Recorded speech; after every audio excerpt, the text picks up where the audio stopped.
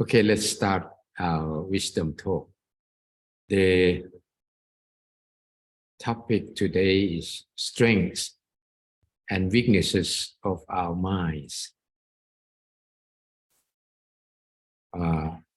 In every strength, we always have the weaknesses.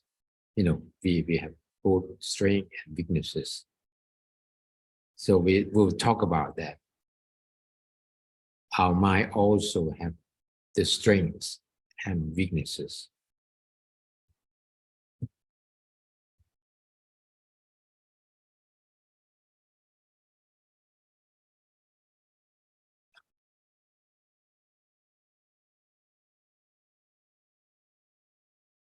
Okay, my name Mang Chayanon.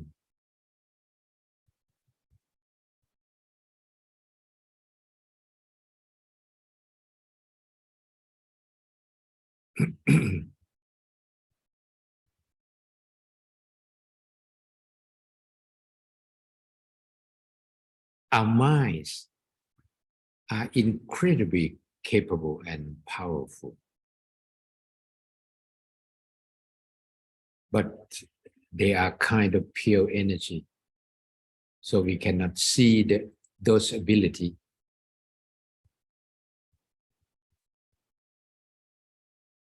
Especially our original mind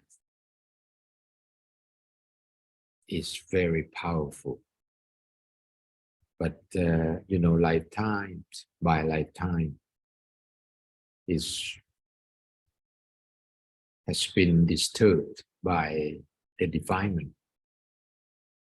the ability and the power of the mind getting less and less. What we should do is to regain the power of the mind.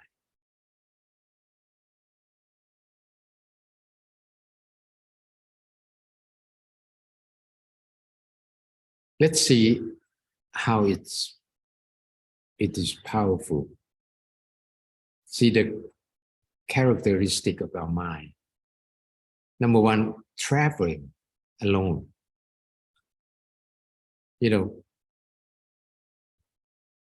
Two people sleeping in the same bed and holding each other's hand and say, let's go dreaming together. Can they do that? No way, because only the moment that you fall asleep are different. How can you holding each other's hand and go dreaming together?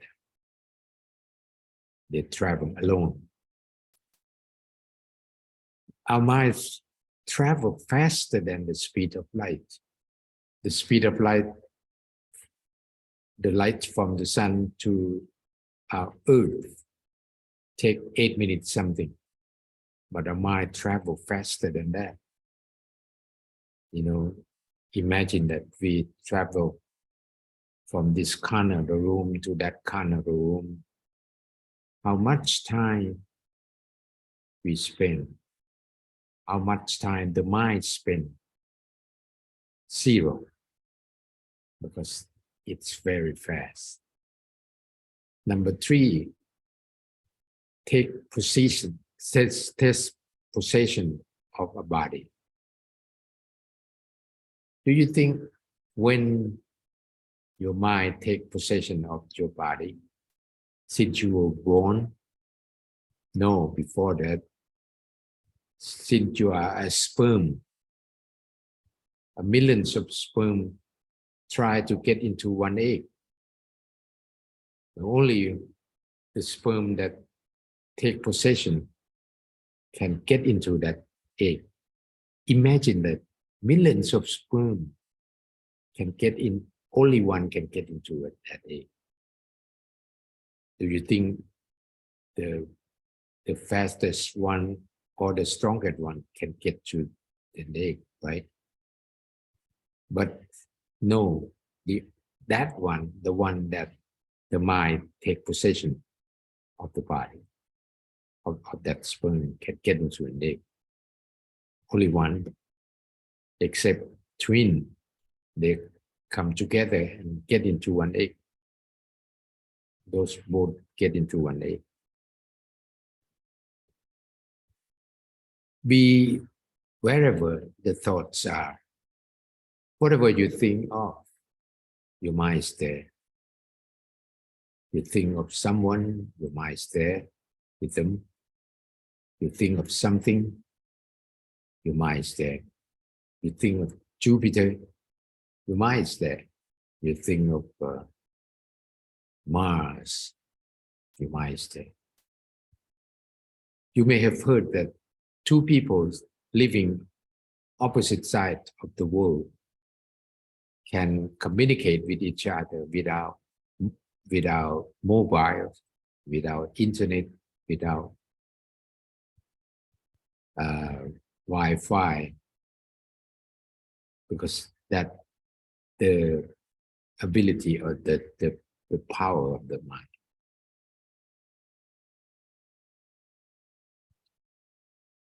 Let's see the best mind is the mind of the Buddha. Let's see, after he attained the enlightenment, what would happen?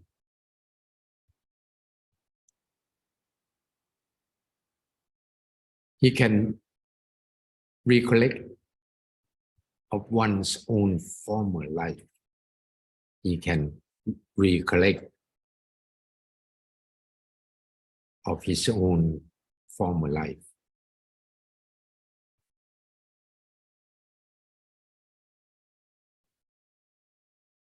There's a vision dealing with the death and rebirth of being, of all being.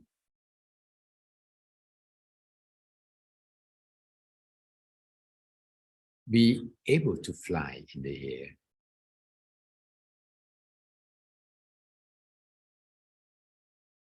Traveling across other dimensions or realms, such as various layers of hell and multiple layers of heavens.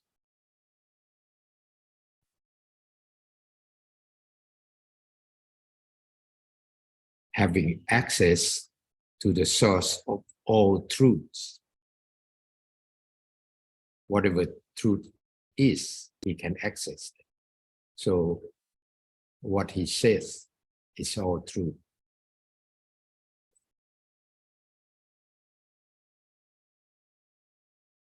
He mentioned the three other Earth-like human stars. There are another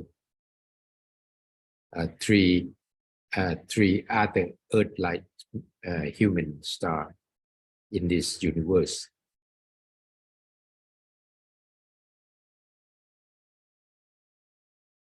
He told about the immersion and extinction of the universe.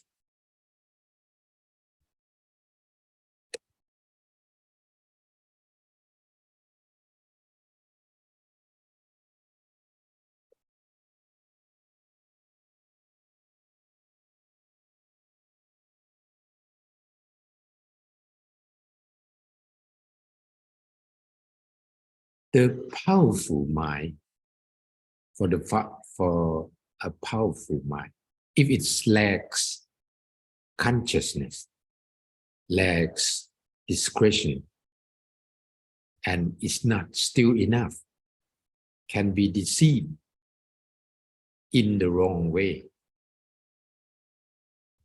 This is the weak point of the mind.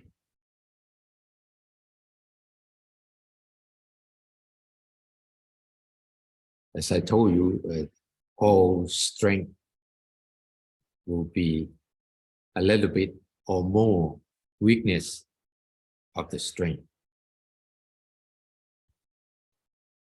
What we try to do to make the weaknesses be a strength.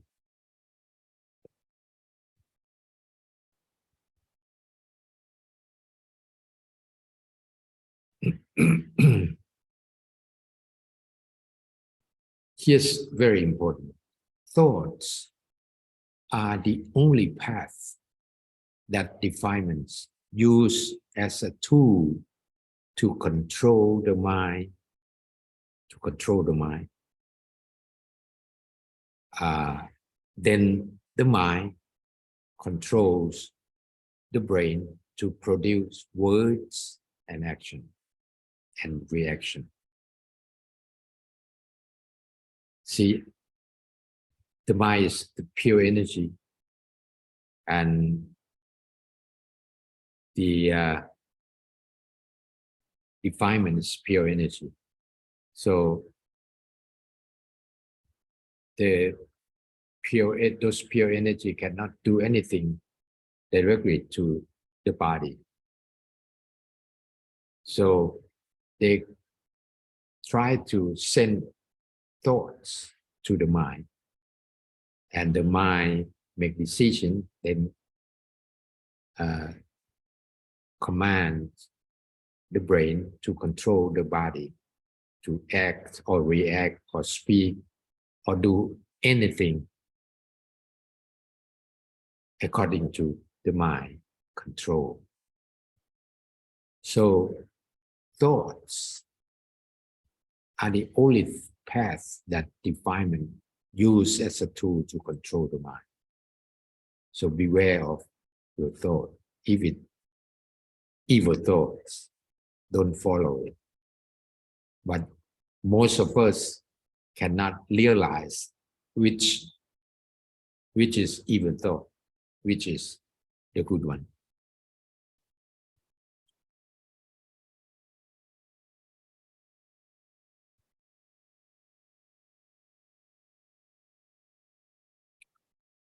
So the weak point of the mind is that we are so seduced by defilement since birth that it makes us think that it is human nature. See, the defilement keep sending the thought to our mind constantly, and especially evil thought keep sending. And we have received those thoughts since we were born and feel familiar with that thought, that kind of thoughts. And when we consider that, oh, it's a human nature, that's make us cannot realize what sometimes cannot differentiate between right or wrong, good or bad. And the defilement has continued to work until today. This is the weakness of the mind. So beware of that.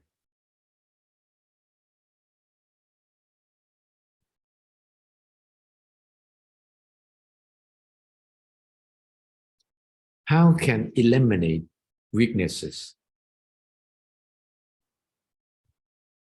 If we realize that the evil thought is have made the weaknesses in our mind, how to eliminate it?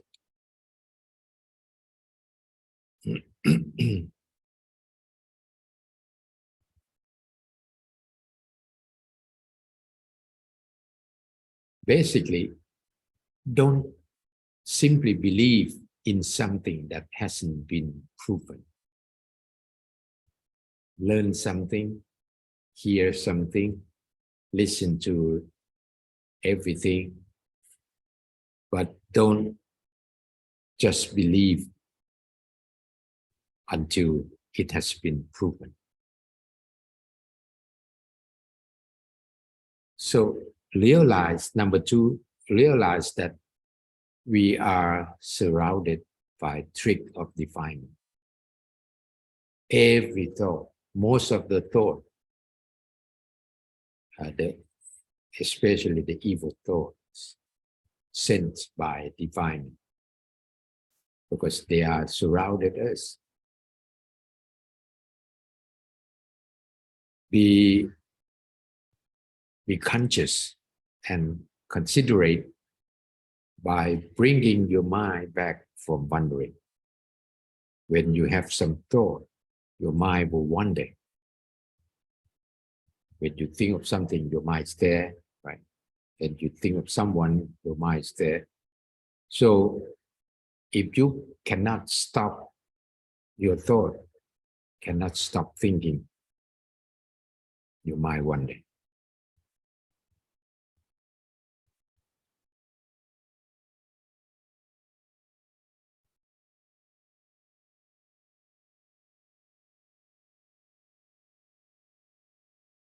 So distracted minds are easily obsessed with defilements. If we follow that tricks of defilement, it will cause us to suffer and will create more weaknesses for ourselves. So be yourself, consider that which one is right, which one is wrong, which one is evil thought, which one is good thought. Bring your wandering, distracted mind back and keep them at the center of the body by stopping thinking.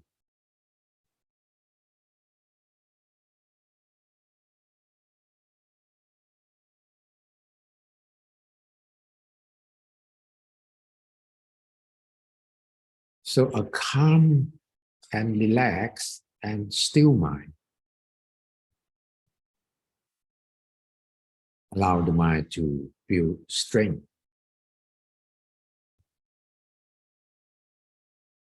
to turn weaknesses into strengths. One must cultivate merits that generate loving kindness, compassion, sympathetic joy, and equanimity, which are proper characteristics of strength. If we have those characteristics, our mind will getting stronger and stronger. And this is the way to regain the power of your mind.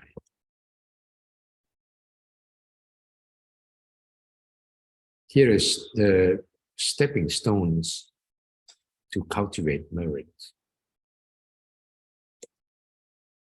Giving without expecting anything in return. If you expect something in return when you give, it's called investment. Because when you invest something, you expect something in return.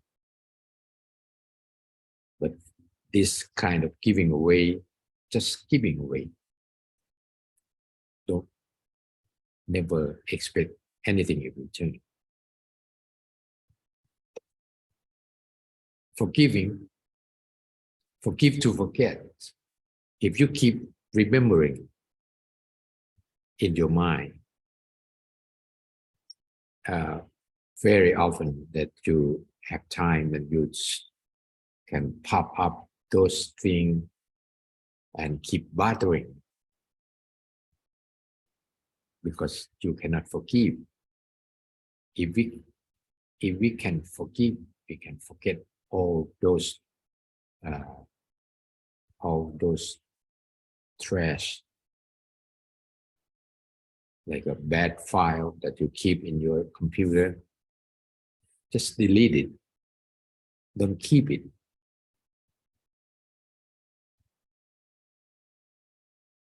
Observe precept. Observe it, precept is kind of you build the wall to avoid the bad thing coming in. Not to kill, not to steal, not to do adultery, not to tell lie, and not to consume a high degree of alcohol or drugs. It's kind of like you build the wall to avoid those things come to you directly. And very profound and important thing in cultivating merit is practicing meditation. Practicing meditation is to still your mind, to stop thinking. That's the best way, the profound way to gain merit. So practice meditation every day to keep your mind still, to stop thinking and keep your mind still. And this is the way to regain the power of your mind, the lost power that you have lost. You will regain the power, those power.